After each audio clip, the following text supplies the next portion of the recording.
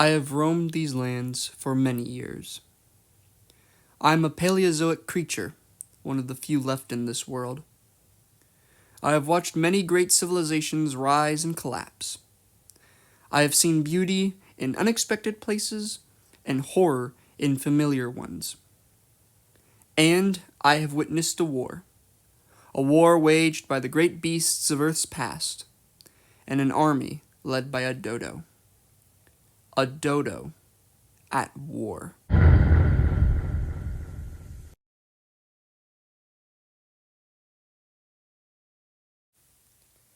Hundreds of years ago, mankind had set up its kingdoms across the globe.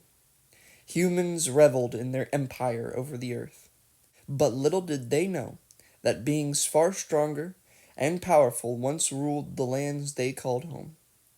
Mankind paid no attention to these titans of evolution, portraying them as primitive, sluggish beasts from a time long past.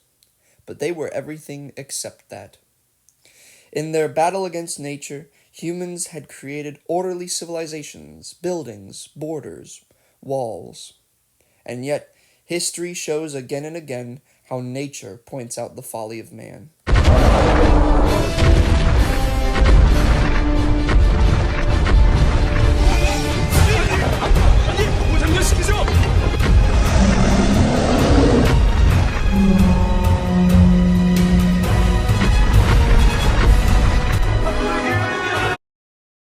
An army of these prehistoric brutes are the dinosaurs. Their kind existed long before humans.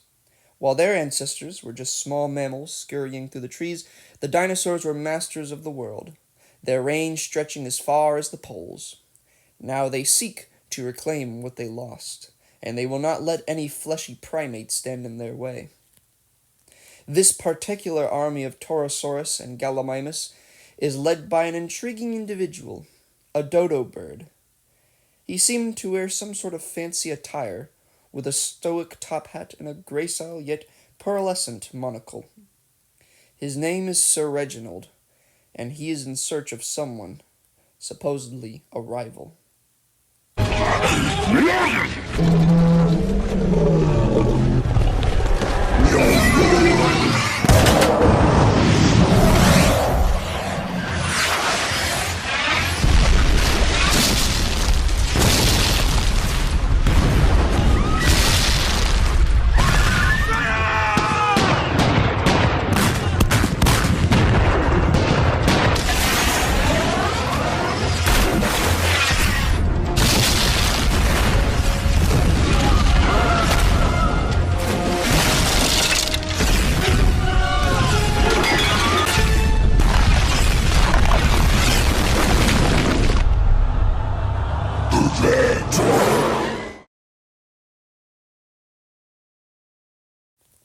Several of Sir Reginald's soldiers have been tasked with infiltrating a territory towards northwest, potentially captured by enemies. Two of the soldiers, a pair of Gallimimus siblings named Larry and Sausage, I find particularly amusing. Okay! Why you talk like that, Sausage? I don't know! Another is Pear, the Parasaurolophus, seemingly the most relaxed of the three. Sausage finds the remains of an ancient base laid down by beings long past. However, rather than admiring the ancient artifact, Larry seems more intent on finding the actual base. An obvious objective, but I personally would have stopped to admire the prehistoric relic. Eventually, the three come upon a base, and just as they had predicted, it is already under enemy siege. The base seems to be a holding pen for very unique two-legged titans completely covered in feathers. What purpose do these creatures serve? Food? Weaponry? Otherwise, such majestic giants should not be locked up, taken away from their natural habitat. Regardless of its purpose, they need to find some way to infiltrate the base. What? Oh no, someone's here. Go! They've been spotted. Time to think fast. Pear and Sausage make a run for it, but before Larry can escape, he's captured by enemy forces. Where am I? I can see you've woken up. While put up for interrogation, he comes face to face with the leader of the base, and the clan currently controlling it, a Ceratosaurus named Maximus. He points out how the armies of Sir Reginald have attempted to destroy Maximus and his allies. Why?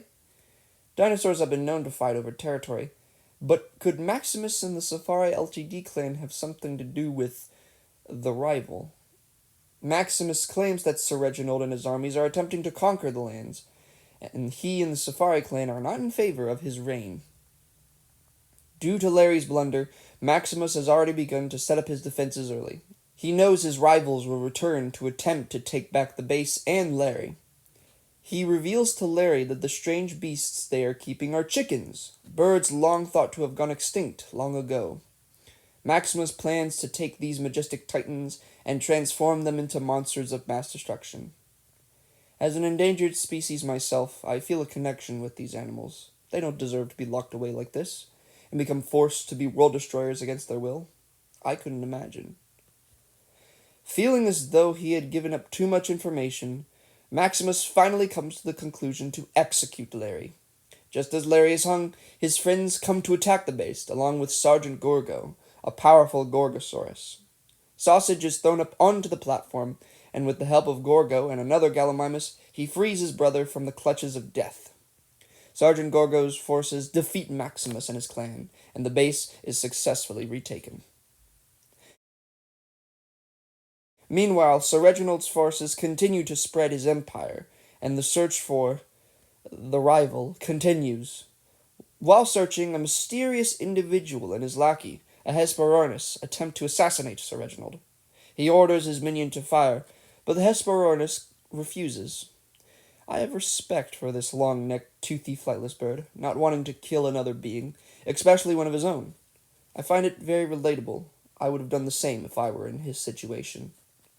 His master, however, is not as merciful, and takes matters into his own hands. He releases a nightmarish V-Rex. They shoot, but the beast only hastens its approach. This beast isn't hunting to feed, but hunting to kill.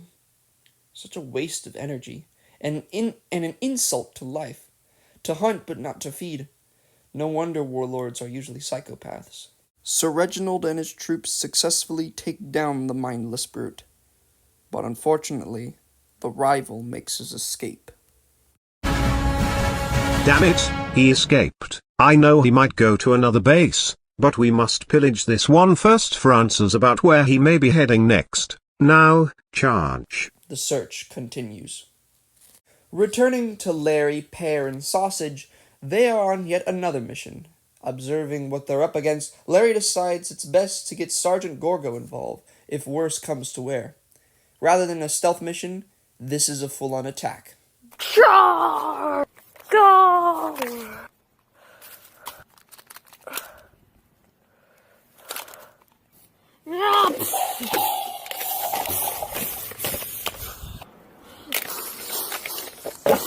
During the attack, Pear comes to a horrifying discovery.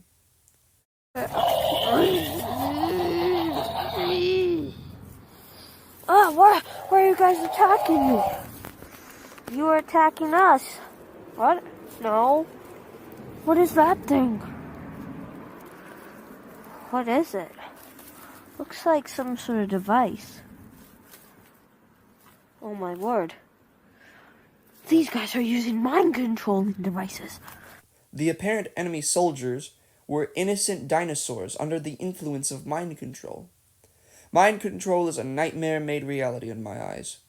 To take one's will, to take away their entire personality, feelings, and interests for an individual's selfish gain, especially to engage in such horrible acts, including turning the innocent against each other, is a crime beyond what my feelings can describe. Thankfully, the monster controlling this hellhole and his lackey are killed in an escape attempt.